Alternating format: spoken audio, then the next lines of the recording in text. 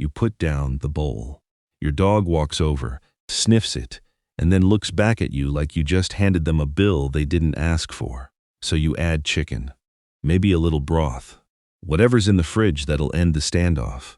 And they eat, and somewhere in your chest, something relaxes. Good. They're eating. Here's the thing, though. That moment, the one that felt like love, was actually a lesson, and your dog was the teacher. It's already happened in a dozen other ways today. The paw on your arm when you stopped petting, the bark that somehow ended your phone call ahead of schedule, the stare from across the room that you answered without even realizing you moved. What reads as personality, what feels like devotion. Sometimes it's something quieter than that, a pattern your dog built while you were busy thinking they were just being funny. One small yes at a time.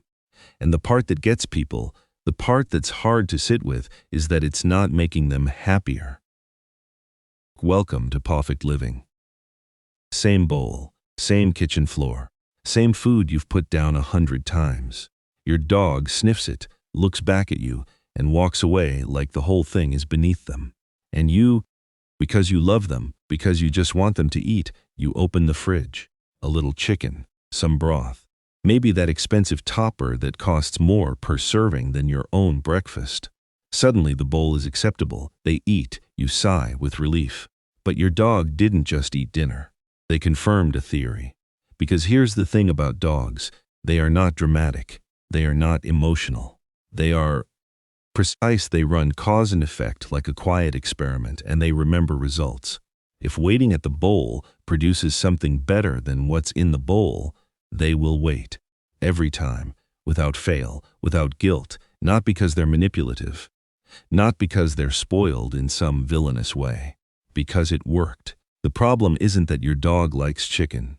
Every dog likes chicken.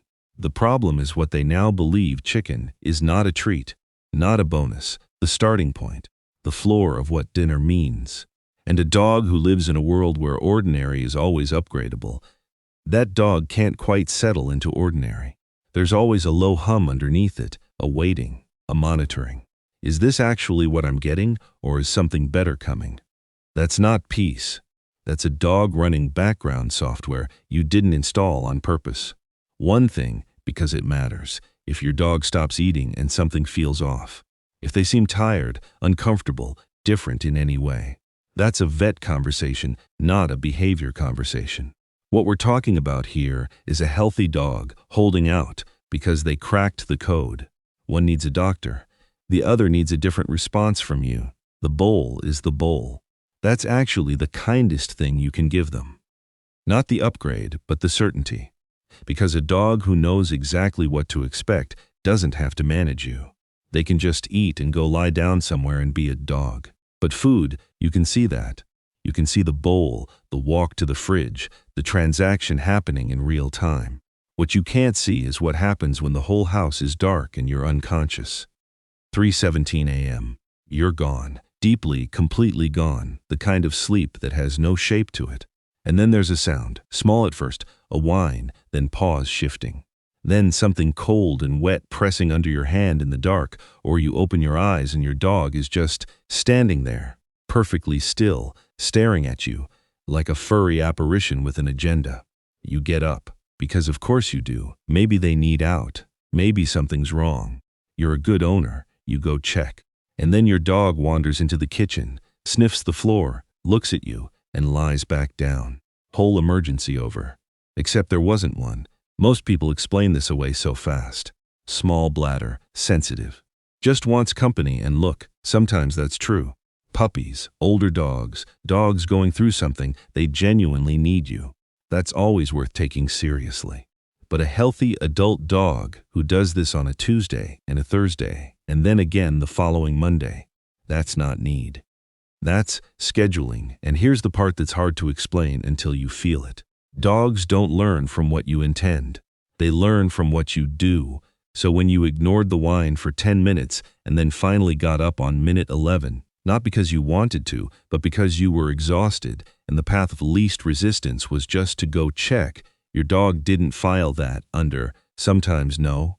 They filed it under 11 minutes. The inconsistency doesn't teach them to stop. It teaches them to persist, because the machine eventually works. It just takes longer on some nights. Every just this once isn't a compromise, it's a confirmation. A dog who sleeps well isn't a dog who gave up trying, they're a dog who stopped having to. Because the rules of the room never changed, night after night, until the room itself became safe, predictable, finished. Predictability isn't distance. It's the thing that finally lets them close their eyes and mean it. Now, if they can activate you while you're unconscious, imagine what's happening while you're sitting right there, wide awake on your own couch. Except it's not really your couch anymore, is it? Your dog is in the exact center of it, head on the pillow that used to be yours, legs extended in all four cardinal directions. The physical embodiment of ownership. And you've found yourself a little edge of cushion on the far side, sitting carefully, trying not to disturb them. Guest in your own living room. It looks funny. And honestly, most of the time it is, until the moment it isn't. You shift your legs, just slightly, and something in your dog changes. You might miss it if you're not looking. A subtle stillness. Eyes that go just a fraction harder. Not a growl, maybe not even a sound. Just a quality in the air that makes you think twice about moving again. That's not a dog being comfortable. That's a dog being territorial, and there's a gulf between those two things. A dog who sprawls across the sofa and slides off easily when you ask. That's just a dog who found the softest spot in the house. Completely fine, genuinely sweet, but a dog who stiffens when a guest approaches. Who holds eye contact a beat too long when someone sits nearby. Who makes you feel somehow that the request to move is unreasonable. That dog isn't resting. They're working. Space by space, room by room, building a quiet map of what belongs to them and what doesn't. And human space keeps ending up in the column that doesn't. Here's the part nobody says. A dog who manages their environment can't fully relax inside it. Because managing takes effort. It requires vigilance. It requires that they never fully let go. Teaching a dog to move when asked isn't about dominance or rules for the sake of rules. It's about giving them permission to stop being in charge of the furniture. That's not a punishment. For a lot of dogs, it's a relief. They just need someone to make the map clear. But that's a quiet kind of control, a still one. What happens when your dog figures out they can be a lot louder about it? You're mid-sentence on an important call. Your dog walks in, positions themselves directly in front of you, and barks. Once. The kind of bark that doesn't ask, it tells. You do the finger, 1 second, but the bark comes again, sharper. You mouth stop while smiling apologetically into the camera, and somehow the call wraps up a little earlier than planned. You throw the ball, your dog trots away satisfied, you're annoyed. But there's something else underneath it. They knew exactly when to do that, they did. And that's precisely the issue. Barking is how dogs talk. To the squirrel outside, to the knock at the door, to the thing that felt wrong in the dark. None of that is a problem. That's a dog living in their body, responding to a world that's genuinely interesting and sometimes alarming. The problem is the bark that isn't about the world. It's about you. When every bark produces a result, water appears, the toy comes out, the phone gets put away, the ball gets thrown, the bark stops being communication. It becomes a remote control. And dogs are smart enough to figure out which channel works fastest. A soft whine, maybe. A sharp single bark, better. Sustained, escalating, increasingly urgent vocalization. Everybody moves. Now your dog knows volume. And the thing most people don't consider. A dog running that system isn't relaxed. They're on shift. If barking keeps the world moving, they can't stop barking. They have to monitor, escalate, stay ready.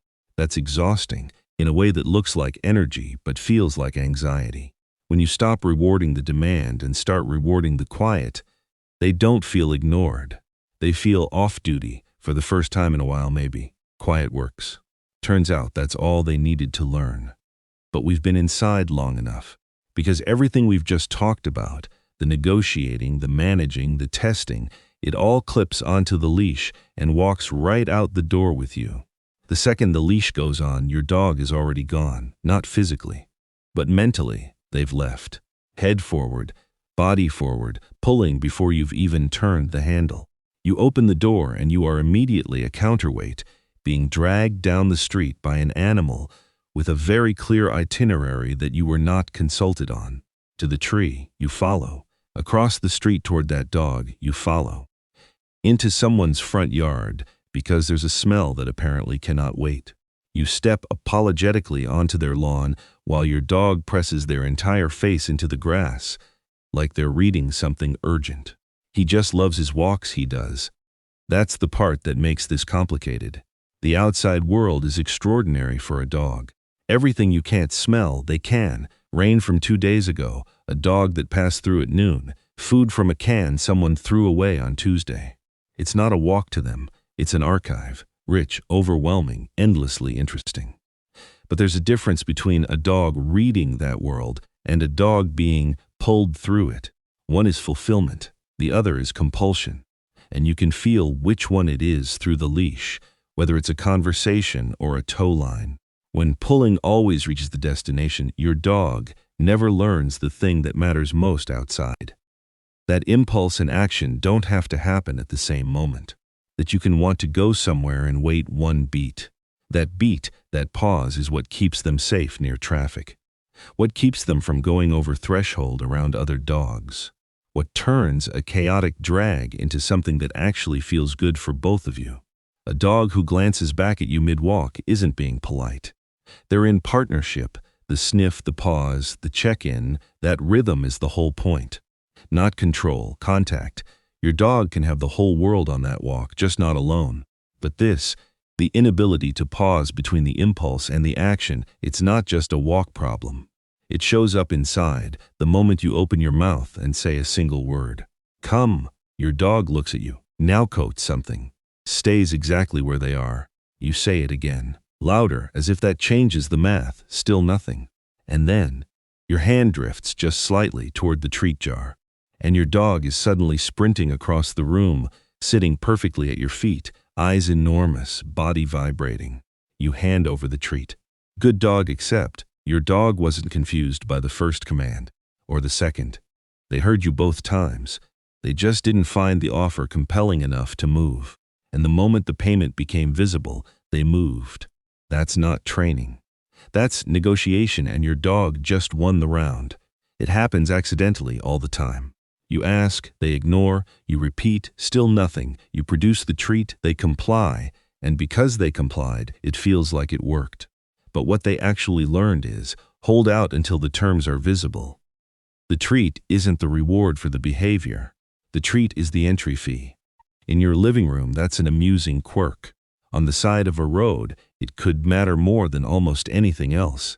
Because when the distraction is more compelling than whatever's in your hand, and eventually, it always is, you don't have a dog who comes.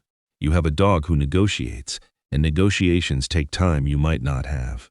Rewards should come after a celebration, not a bribe.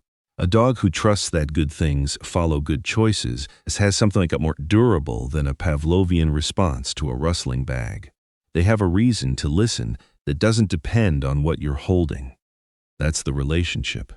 That's what actually keeps them safe. We've been through 6 of these now, but the last one, the biggest one, has nothing to do with your dog. It's about what happens in you the second you try to hold a line, you close the pantry door. Your dog looks up at you. And those eyes, God, those eyes, go wide and soft and wounded in a way that seems almost unfair. Like you didn't just say no to a biscuit. Like you somehow said no to them. Something in your chest tightens. Maybe just this once. Maybe I'm being too rigid. They look so sad, and you open the pantry back up. This is the sign that runs underneath every other sign on this list. Not the food negotiation. Not the midnight ghost. Not the couch or the barking or the leash. This. The guilt that turns every boundary into a maybe. It doesn't come from being a bad owner. It comes from being a devoted one. Someone who has somewhere along the way absorbed this quiet belief that love means yes, and limits means something is missing. That your dog's disappointment is evidence of your failure. But here's what your dog is actually experiencing in that moment. Not grief, not rejection. Uncertainty, because the last time this happened, the no became a yes. And the time before that. So what is this? A real no, a no that's still negotiable. A no that becomes a yes at 30 seconds, or 60, or if the eyes go a little wider. When no is a maybe, your dog can't rest in it. They have to keep running the experiment. Keep testing the variable. Keep checking if this is the moment the door opens again. And a dog who can't trust the no is a dog who can't trust the yes either. Because if limits shift, everything shifts. The map keeps changing. And a dog living on a map that keeps changing is a dog who can never quite put the work down. Here's the thing about calm, clear boundaries. They're not cold. They're not punishment. They're actually the most generous thing you can offer. Because a dog who knows where the edges are doesn't have to find them. They already know. And knowing, really knowing, consistently, night after night, bowl after bowl, door after door, that's what lets them exhale. Fully, without checking. Your dog doesn't need a life with no limits. They need a life they can read. They don't need less love. They need love that means something when it speaks, that holds when it says hold, that doesn't apologize for knowing what it knows. Start somewhere small today. One moment. One steady no, warm, quiet, finished. Not tense, not a big thing, just real. And then watch your dog in the hour that follows. There's a good chance they'll settle somewhere soft and just breathe. Not because they gave up, because something finally made sense. That's what they've been looking for this whole time. You came into this thinking your dog was spoiled, maybe a little dramatic, a lot of personality, and maybe, honestly, you were hoping this video would confirm that everything was fine and you could keep doing what you've been doing. But here's what you actually found. Your dog was never trying to take over. They were trying to locate something solid, a person who meant what they said, whose yes was a yes and whose no stayed a no, whose presence felt like ground, not like something to be managed. That's what every behavior in this video was pointing toward. Not dominance, not manipulation. Just a dog running a quiet experiment, trying to find out where the ground is. And now you know how to be it. So here's one thing, not a homework assignment, just something to notice. Find a moment today when your dog settles without being told to. No treat, no command, nothing happening, and they just lie down somewhere and let the room be quiet. Look at their face. That's not boredom. That's safety wearing a dog's body. Depending on where things have been, that moment might be rare right now. Or it might already be there, more than you realized. Either way, you see it for what it is now. If this video landed somewhere real for you, if you recognized your house, your dog, yourself, then this is exactly where you belong. We're not trying to make you a perfect owner here. We're just trying to help you be a more present one. Because the dogs who have that, they're not the most obedient dogs in the room. They're just the most at peace. Subscribe if that's what you're after. New video every week. We'll see you there.